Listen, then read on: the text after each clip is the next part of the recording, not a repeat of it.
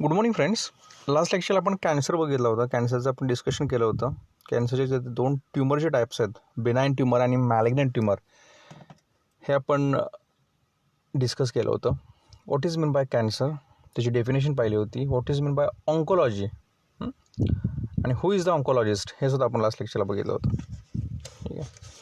आज आपण डिस्कस करणार आहोत की types of cancer. There are over 100 different types of cancers. 100पेक्षा सुद्धा जास्त प्रकारचे कॅन्सर सध्या समाजामध्ये आपल्याला पाहायला मिळतात over the globe. Each cancer is classified by the types of cells that is initially affected.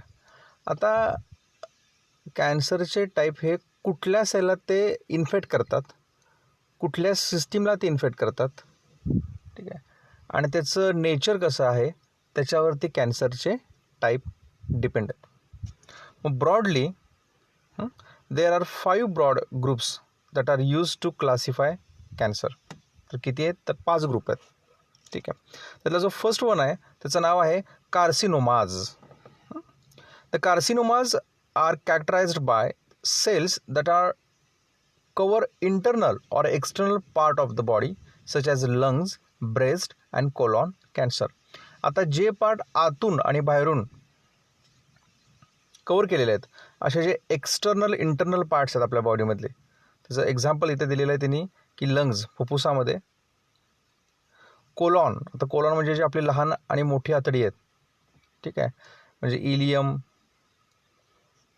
Rectum, colon हे जे पार्ट आहेत लार्ज इंटेस्टाईनचे किंवा काही पार्ट स्मॉल इंटेस्टाईनचे, तिथं ते इन्फेक्शन होतं. महिलांच्यामध्ये breast cancer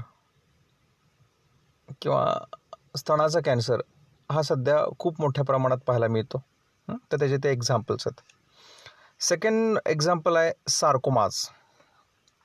सार्कोमाज are characterized by cells that are located in bone, cartilage, fat, connective tissue, muscles and other supportive tissue. आता हा जो सेकंड कॅन्सरचा टाईप आहे हा कुठं होतो? तर बोनला होतो. आतून बोन टिश्यू व्हायला लागतं किंवा पोकरलं जातं. कार्टिलेज आहे, आपल्या बॉडीमधलं जे फॅट आहे, कनेक्टिव्ह टिश्यू आहे, मसल्स आहेत किंवा इतर टेंडॉन किंवा सपोर्टिव्ह टिश्यू आहे, तर तिथं त्याचं इन्फेक्शन होतं आणि कॅन्सर होतं. हे सेकंड झालं. तिसरं आहे lymphomas. Lymphomas are concerns that begin in the lymph node and immuno system tissue. आता जे इम्युनो सिस्टीमच्या रिलेटेड कन्सर्न जे काही टिश्यू आहेत, त्याच्यामध्ये थायमस असेल किंवा त्याच्यामध्ये लिम्फ नोड असेल, टॉन्सिल्स असतील किंवा लिम्फॅटिक सिस्टीम असेल, तर तिथं हा कॅन्सर होतो. आणि इथं जर आपल्याला कॅन्सर जर पाहायला मिळाला तर जी तुमची इम्युनो सिस्टीम आहे तीच वीक होते आणि ती जर एकदा डॅमेज झाली की मग पुन्हा रोगप्रतिकारक क्षमता कमी झाल्यामुळे तुम्हाला नवीन ऑपॉर्च्युनिटिक डिसीज व्हायला सुरुवात होते आणि तुमचा शेवटी फायनली डेथ होतो. तर लिम्फोमाज हा सुद्धा काय कॅन्सरमधला एक थर्ड टाईप आहे ब्रॉडली. नंबर 4ला आहे ल्युकेमियाज. आता ल्युकेमियाज हा एक थोडासा ब्रॉड कॉन्सेप्ट आहे. Leukemias are cancers that begin in the bone marrow and often accumulate in the blood stream.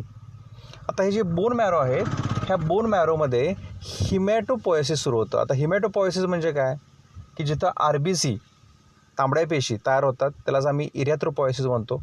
जिथं WBC तयार होतात त्याला आम्ही ल्युकोपोयसिस म्हणतो. जिथं प्लेटलेट तयार होतात त्यांना आम्ही थ्रोम्बोपोयसिस असं म्हणतो. म्हणजे बघा, ल्युकोपोयसिस, इरॅथ्रोपोयसिस, थ्रोम्बोपोयसिस हे जे 3 सेल्स आहेत ह्याचं ओरिजिन, डेव्हलपमेंट, मॅच्युरेशन हे आपल्या बोन मॅरोमध्ये होतं. मग बोन मॅरो म्हणजे कुठला बोन मॅरो की जिथं शाफ्ट आहे, हाताचे मांडीचे जे हाडं आहेत, हाताचं जे हाड आहे त्याला आपण ह्युमरस म्हणतो, रॅडियसलला म्हणतो. जे मांडीचं आहे त्याला आपण म्हणतो आहे फीमर.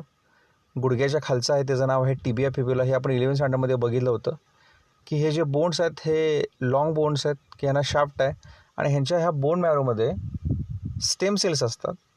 आणि इथं लक्षात ठेवा, जर काही कॅन्सर झाला तर हा कॅन्सर बोन मॅरोमधून अगदी रक्तामध्ये मिक्स होतो. त्यालाच आपण ब्लड कॅन्सर असं म्हणतो.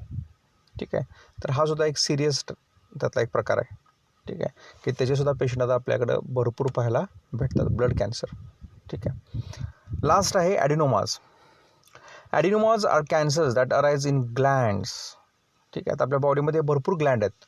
पिच्युटरी ग्लँड आहे, पिनियल ग्लँड आहे, थायरॉइड ग्लँड आहे, पॅराथायरॉइड ग्लँड आहे, ॲड्रिनल ग्लँड आहे, टेस्टीज आहेत, ओरी आहेत. महिलांच्यामध्ये सुद्धा ओव्हॅरियन कॅन्सरचं प्रमाण जास्त आहे.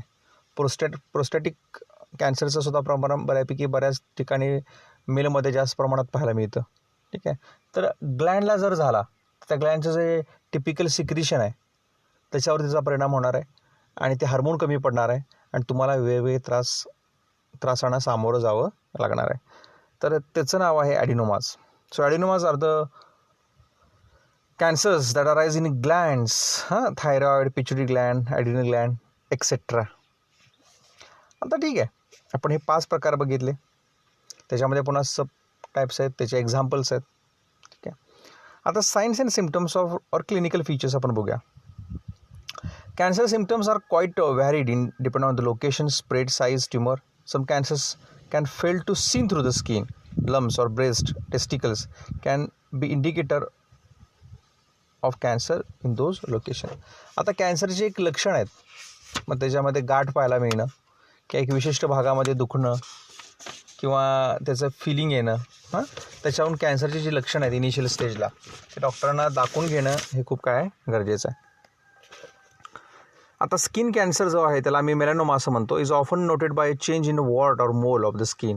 जर तुमच्या स्किनवरती काही चामकुळासारखा भाग यायला लागला, काही फोड यायला लागले की समजायला हरकत नाही की तो जो कॅन्सर आहे तो स्किन कॅन्सर आहे. त्यालाच आम्ही काय म्हणतो आहे, मेलॅनोमा. आता मेलॅनोमाचे सुद्धा पेशंट भरपूर पाहायला मिळतात. म्हणजे थोडक्यात सांगायचा एक मुद्दा असा की तुम्हाला कुठलीही लक्षणं दिसली तर ती मायनर असू देत, मेजर असू देत, तुम्हाला दुखू दे न दुखू दे, की काहीतरी जाणवलं किंवा काही कशाचा तर आपल्याला फील आला आपल्या बॉडीवरती, स्किनवरती, तर आपण ते पटकन फिजिशियन म्हणजे डॉक्टरांना दाखवून घेणं हे खूप गरजेचं आहे. डॉक्टर सांगतील की ही जी तुमची गाठ आहे ही इतकी तुम्हाला त्रासदायक नाही आहे, ही नॉर्मल गाठ आहे. किंवा डॉक्टर सांगतील की ही ॲबनॉर्मल गाठ आहे म्हणजेच ट्यूमर आहे म्हणजेच कॅन्सर आहे. तर इनिशियल स्टेजला आपण छोटीशी ट्रीटमेंट घेऊन की जे पुढं मोठं काहीतरी होणार आहे तर त्याच्यापासून आपण सावध होऊ शकतो. Some oral cancers present as a white patches inside the mouth and white spots on the tongue. की तोंडाचा कॅन्सर हा कसा ओळखायचा, की जे ओठ आहेत, जी आपली ओरल कॅव्हिटी आहे, ओठ आहेत किंवा जो गालाचा आतला भाग आहे तिथं पांढऱ्या कलरचे पॅचेस पडतात. त्याच्यावरती थोडे थोडे थोडे चट्टे असतात. किंवा जी तुमची जीभ आहे, टंग आहे, ह्या टंगवरती सुद्धा व्हाईट टू येलो थोडेसे ऑफ व्हाईट अशा प्रकारचे चट्टे पाहायला मिळतात. तर ते जर चट्टे पडले तर समजायला हरकत नाही की तिथं ओरल कॅन्सरला सुरुवात झालेली आहे. सध्या बरीच लोकं तुम्ही बघताय, काही कामगार लोक असतील किंवा काही ड्रायव्हर लोक असतील किंवा काही शेतकरी असतील, हे काय करतात लोक तर सारखं गुटखा, तंबाखू किंवा सिगारेट स्मोकिंगचं हे करत असतात किंवा बऱ्याच जणांना सगळेच व्यसन असतात. ठीक आहे. तर ह्या व्यसनांच्यामुळं सारखं तोंडामध्ये, गालामध्ये किंवा त्या ह्याच्यामध्ये हे तंबाखू ठेवून त्याच्यामुळं कॅन्सर होऊ शकतो. आणि ओरल कॅन्सर हा तसा खूप घातक प्रकार आहे, लक्षात ठेवा. त्यामुळं आपल्यामध्ये सुद्धा कोणी अशा प्रकारचं सेवन करत असेल किंवा कोणी पाहत असेल किंवा तुमच्या कोणतं रिलेटिव्ह करत असेल तर त्यांना हे समजावून सांगणं काय आहे अपेक्षित आहे, हे लक्षात ठेवा. ठीक आहे. आता symptoms of spread or metastasis of cancer. आता मेटास्टॅसिस म्हणजे आपण बघितलं होतं लास्ट लेक्चरला की ते स्प्रेडिंग होणं, फुटणं आणि सगळीकडे पसरणं. ठीक आहे. तर symptoms of metastasis depends on the location of which the cancer has spread. आता कॅन्सर कशा प्रकारे स्प्रेड होतो आपण बघितलं होतं लास्ट लेक्चरला की 2 प्रकारचे ट्यूमर आहेत. एक म्हणजे बिनायन की ज्याच्यावरती कॅप्सूल असतं आणि त्यामुळे त्याचं स्प्रेडिंग होत नाही. पण दुसरा जो आहे त्याला आपण काय म्हणतो, मॅलिग्नंट ट्यूमर किंवा मॅलिग्नंट कॅन्सर, की ज्याच्यामध्ये काय होतं आहे ते फुटते कारण त्याच्यावरती कॅप्सूल नाही आहे आणि ते फुटल तसं जिथं जाणार तिथं कॅन्सरचं इन्फेक्शन सुरू होणार. हेल्दी सेलचं कन्व्हर्जन कॅन्सर सेलमध्ये होणार आणि हळूहळू तो व्यक्ती डॅमेज होऊन त्याचा शेवटी डेथ होणार. तर swollen or enlarged lymph nodes are common and likely to be present early. जर तुमच्या ह्याच्यामध्ये जे लिम्फ नोड आहे म्हणजे जांघेमध्ये, काकेमध्ये, पोटामध्ये, मानेमध्ये विशेष ठिकाणी जर अशा छोट्या छोट्या गाठीसारखं स्ट्रक्चर किंवा लिम्फ नोड जर तुमचे स्वेल होत असतील, फुगत असतील, सुजत असतील किंवा त्याच्यामध्ये इडिमा पाहायला पाहायला मिळाला तर समजायला हरकत नाही की काहीतरी इन्फेक्शन आहे आणि ते कॅन्सरच्या रिलेटेड असू शकतं. ठीक आहे. If cancer is spread to the brain the patient may experience vertigo, headache and seizures. जर लक्षात ठेवा ह्या ज्या कॅन्सर सेल्स आहेत ह्या जर आपल्या ब्रेनमध्ये गेल्या ब्लडमधून तर ब्रेनमध्ये व्हर्टिगो पाहायला मिळतो, डोकं दुखायला लागतं, चक्कर मारणं किंवा पडल्यासारखं तोल जाणं असं व्हायला लागतं. काही पेशंटच्यामध्ये सीझर्स म्हणजे हातपाय थरथरायला लागतात. ठीक आहे. अशा प्रकारचे सिम्पटम्स जाणवायला लागतात. The spreading to the lungs may cause coughing and shortness of breath. जर लंगला काही डॅमेज केलं, इन्फेक्शन केलं तर तुमचा जो श्वास आहे, तुमचा जो ब्रिदिंग रेट आहे, ठीक आहे, हा कमी होतो. ठीक आहे. डीप ब्रिदिंग होत नाही, असं होत नाही.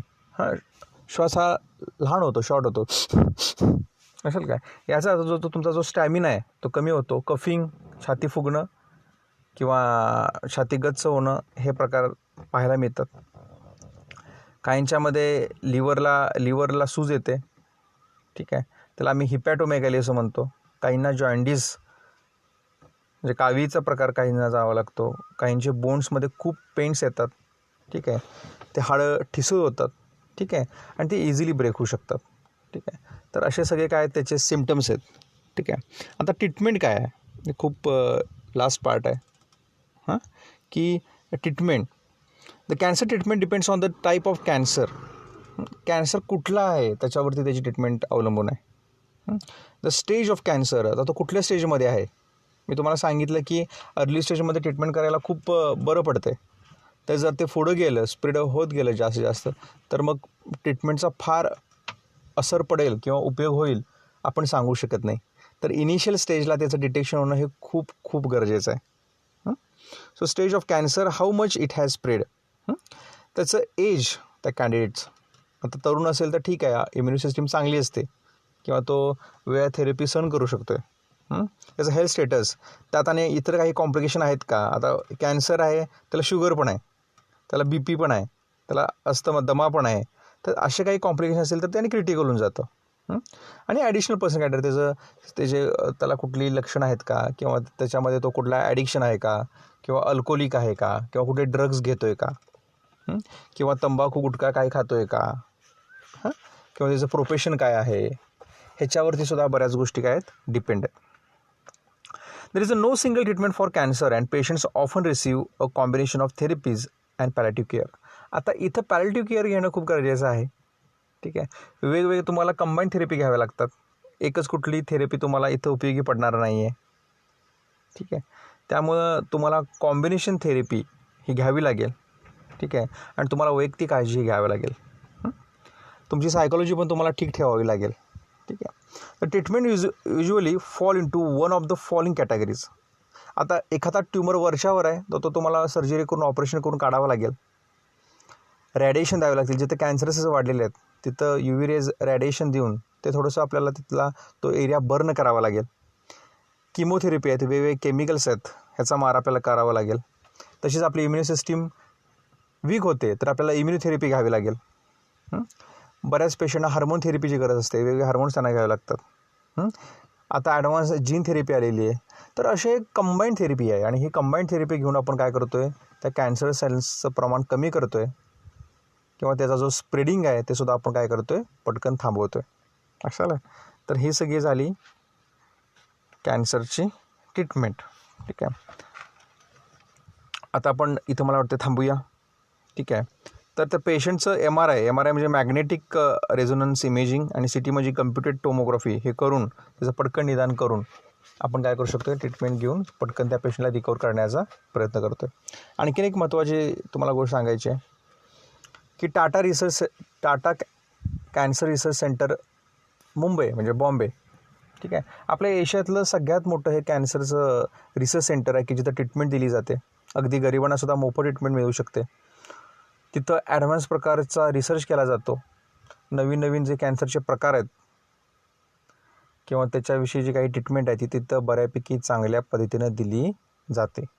ठीक आहे. गरीब लोक किंवा श्रीमंत लोक किंवा फॉरेन लोकसुद्धा तिथं ट्रीटमेंट घेण्यासाठी येतात. तर आपल्या रिलेटिव्हमध्ये, आपल्या मित्रपरिवारामध्ये जर कोणाला कॅन्सरची लागण झाली असेल तर त्यांना मुंबईला पाठवलेलं कधीही चांगलं.